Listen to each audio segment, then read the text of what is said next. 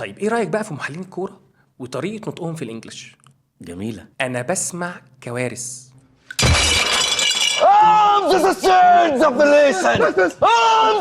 يعني مثلا اوف سايد، ايه ده؟ بصوا احنا ممكن نقولها بطريقتين عادي، يعني ممكن اقول off side this is British، وممكن اقول off side this is American.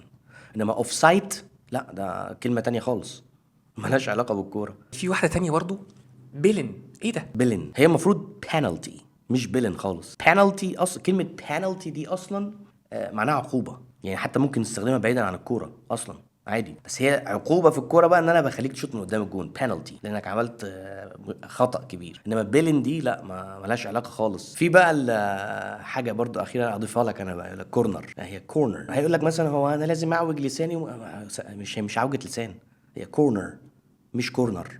هي ما بتنطقش كده ان انجلش. في فرق بين الاكسنت وعوجة اللسان والبرونانسيشن، النطق.